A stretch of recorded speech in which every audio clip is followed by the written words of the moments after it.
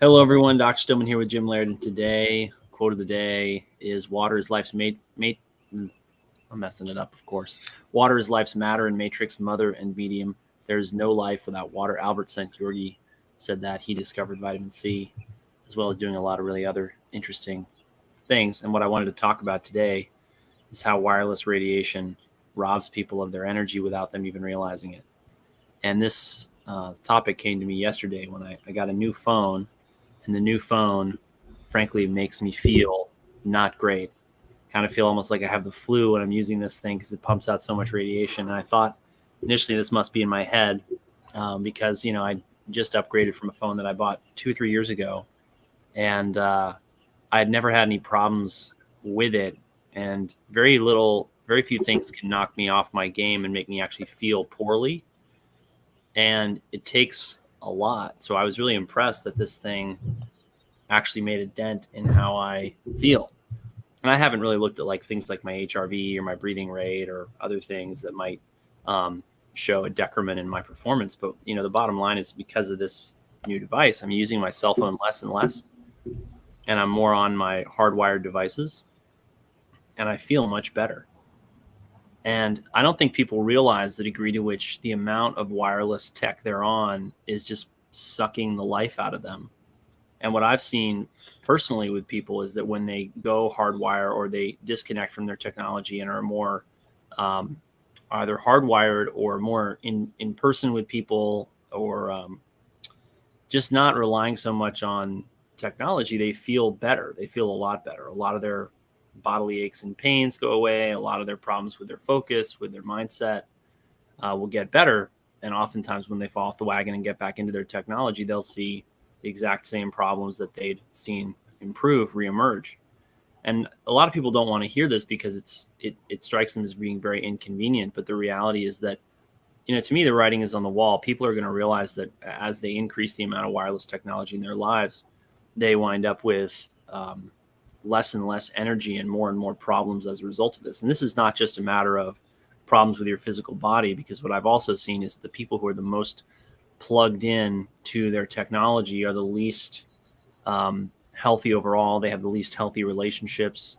They have the most mental health issues. And this, of course, we've seen taking a really serious toll on young people today as rates of depression, anxiety, sleep problems, behavioral disorders rapidly increase as technology use is increasing. And Jim and I talk about this all the time because we have to bring this up to people in good conscience because we see it giving them so much benefit, even though it's not necessarily the thing that they come to us for or want to focus on most because of how inconvenient it is. Well, and that's the kicker, right? We've built a business that's virtual, and so we battle with this ourselves, We do. and I've noticed myself too, the more I'm on my phone, the more I'm in front of a screen. We do the best we can to mitigate it as far as getting outside. But that's the blessing and the curse about today is we have the ability to design a life that we, want to, we have the ability to choose for now. And as time goes on, we're going to get pulled deeper and deeper into convenience, but there's going to have to be, and I've said this on the coaching call many times, there comes a point where you're going to have to decide, where do I draw the line? My line is getting the lights off at night, being outside as much as I can. I try not to, I don't use any Bluetooth headphones or anything like that. I try to use the landline as much as I can, or the hard line as much as I can on my computer. But I think on the other extreme, though, this is why the fundamentals are so important. Getting outside, getting high quality food, doing all these other things, stress management, because this wireless radiation is really a stressor that you can mitigate it, but it's never going to go away. Even if you move to the middle of nowhere, they're going to be beaming this stuff down from satellites. But a big piece of that is that the magnitude of your exposure you can radically reduce. Correct. For example, we had some issues with a low Wi-Fi router that we were using. It's about 25 feet away from me, and we replaced that router with the standard router from Spectrum. And as much as I would like to go back to either something that doesn't have wireless or is the old router that I had that was specifically engineered to emit less EMF. Right now, that's not really an option for a variety of reasons that I won't get into. But just by being 10 or 15 feet away from the router, the exposure is much less. Right. And I've seen so many weird things come out of this. People will see that they get eczema on the hand they use their phone in. People will see that they get, neck pain on the side that they're using their phone in. I mean, just all kinds of weird stuff shows up as an epiphenomenon of using your phone or overusing any tech device too much. And this ties back into the water quote that I started with, because what people need to know about water is that water is actually what makes your cells create energy. Structured water in the cell is the cellular battery. The vast majority of physicians, the vast majority of scientists in the biological sciences anyway, are ignorant of this fact. Even though it's been demonstrated since the 1960s, it's one of these things that they frankly don't make any money or win any grant funding off of knowing and understanding. It's very esoteric, but it explains perfectly how wireless radiation can pull energy, practically speaking, out of the body, which is why we see so many people's, problems improve when they actually fix or just reduce their EMF exposure in virtually any way. Just using their cell phone less, just using their computer less, walking outside 3 times a day, getting the lights off at night, unplugging the Wi-Fi router when they sleep, keeping their phone in airplane mode when it's on their body and they're not using it. I mean, I love having my phone in airplane mode. I think I'm now using my phone in transmit mode less than an hour a day. And, it just feels great, which is funny because I wouldn't have been doing that if suddenly the phone hadn't been making me feel not well. And that's why our nurse assistant always calls me. That's funny. To get a hold of you. So. Yeah, maybe that, or she just doesn't want to bother me. No, I think it's because she needs to get a hold of you, and the only way to get a hold of you. Well, that's why I'm going to use Signal on my desktop. Yeah, very wise, very wise. Yeah. Well, here's the battle with this stuff, right? You have this. We know it's a problem. How big of a problem? We've got some people that are like, go move into the middle of a forest on a mountain because the 5G is going to kill you. And then you got people on the other extreme that are like, it doesn't matter. It's not a big deal at all. I think the answer is somewhere in the middle, and it goes from side to side based on the person and their individual situation, like overall chronic stress. I mean, it's obviously not great. And I think there are ways that we could mitigate and make the technology better so it's not so hard on our biology. But then if you're too far over here or over on this side where it's like it's going to kill you, I've seen the psychological stress of that overwhelm people and cripple them. And I always walk them off the cliff they're like, oh my gosh, I've got this, the Wi-Fi, the 5G, this, that. And I'm like, what kind of water are you drinking? Well, I'm drinking tap water. Okay, what kind? Are you eating protein at every meal? No. Do you go outside and get your morning sun? No. Well, why don't you worry about that? The things that are going to make you more resilient, as opposed to stressing about something that you can control only in a limited fashion.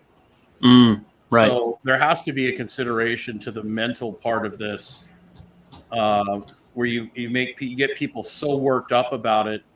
It becomes a bigger stress than it actually is, even though it might be a stress, right?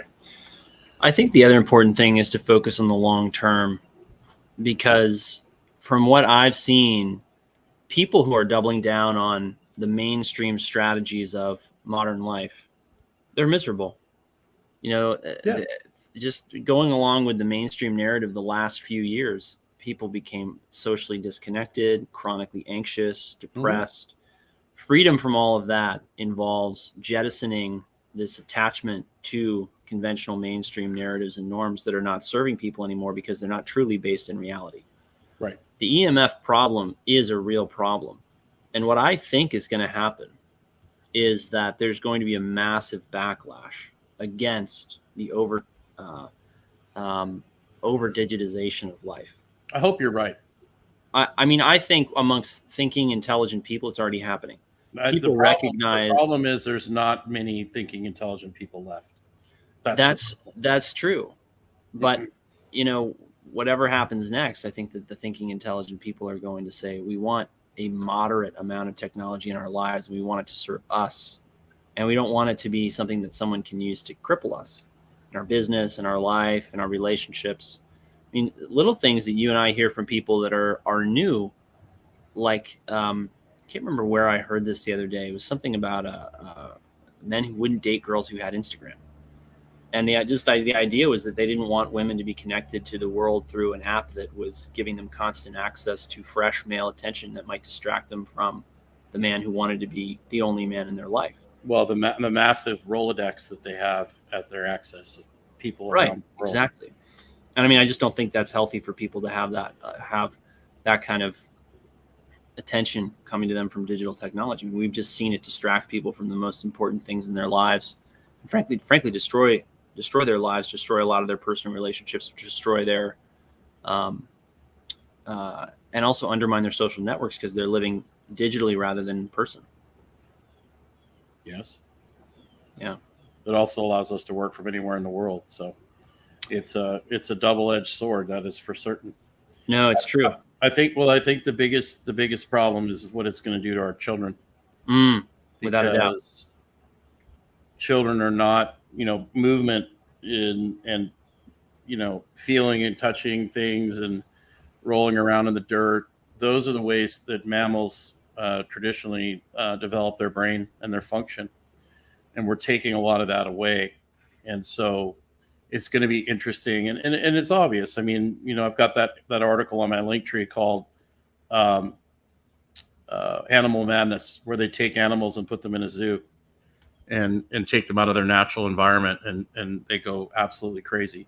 And we've seen this in different cultures and different societies as we take people from traditional, Yes. cultures into industrialization.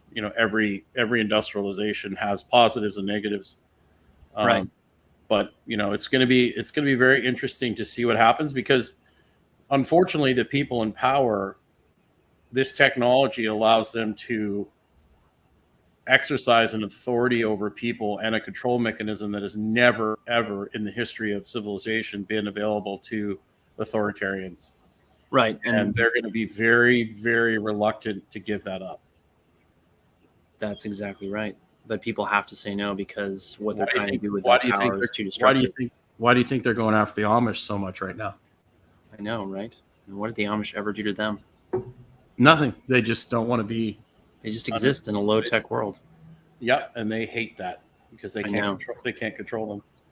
Yeah, the threat to children, and this goes back to actually the water story, because one thing that adults don't understand is that their basic behaviors were set up in childhood, and they were set up by exactly those things that you mentioned. And when you pull the child out of the environment, the parent may not understand that they're setting that child up for failure. And then they don't understand why Johnny can't sit still, Johnny can't pay any attention, Johnny is depressed, Johnny is, having explosive outbursts or making inappropriate comments. They don't understand this link back to decisions they may have made with Johnny 2, 3, 4, 5, 10 years ago. They just thought, the electronic babysitter is a very useful tool. It allows me to get on with my day while little Johnny is entertained and not screaming and crying and bothering me. But a lot of these effects are delayed, right? A lot of these effects are delayed. And that means, years sometimes. The minor childhood illnesses that a child may have, the minor behavioral disturbances or abnormalities they may have, that may not be the thing that really wakes you up to the mistakes made in that child's early environment, early development. It may be when they develop a terrible, crippling addiction, or when they really start to fail in school at a higher and higher level that's requiring more than just, say, passing or a moderate amount of effort. And that's what, why we're so bearish on kids using technology, because we are very wary of how, just in our lifetimes, how we've seen it change the abilities of children and young people. The generation behind me and even below that has some very scary ideas about what life is supposed to be like. They have terrible rates of suicide, anxiety, depression, much worse than my generation, which already had, frankly, terrible rates of those things already. And so it's only getting worse, and smart parents have to wake up to that and change the way that and not go along with the norm in raising their kids. The sad thing is, and this is going to sound terrible, but that's okay. The system is designed to do exactly that. That the system is designed to create obedient, complacent, compliant consumers. Like that. That's why I got out of education, because when I started studying who designed the education system and the meaning behind it, it was about creating obedient people that would just do what they're told. They don't want independent free thinkers. So the whole system is designed to make people very easy to manipulate. And a lot of people don't want to hear that. And it's unfortunate, so that's why a lot of people are starting to homeschool or starting to co-op. That's why communities are going to be so important in the future, because if you do decide to kind of go off the beaten path and do your own thing, if you're doing it by yourself out in the middle of nowhere, it's not going to be very good. But if you have a community of like-minded people that you can have connection with and have a culture, a society with, you're gonna be a lot happier, Without a doubt. And not just then, but now. Yeah. I think people don't realize the degree to which their happiness, their wellness is governed by having appropriate, having meaningful, having healthy in-person relationships. Yep. That's the danger too. If you isolate yourself too much and you don't have any good in-person relationships or good connections, that's just as damaging as a lot of the other stuff we're talking about. So it's interesting. This world is not as simple as it used to be, unfortunately. It's not, yeah, and it really all does come back to water, which is one of my favorite topics, one of my favorite subjects to study. The hydrogen bonding networks in water, they have this memory of the light that they've been exposed to, which is why wireless radiation has a negative effect on them. It creates, or rather, it destructures water and reduces the power of these networks within your cells to generate energy. But that means all of the light that we're living under is having a subtle influence on our cellular battery, which is why Jim and I record outside, even though there's sometimes extraneous noises or bugs or other, natural hazards.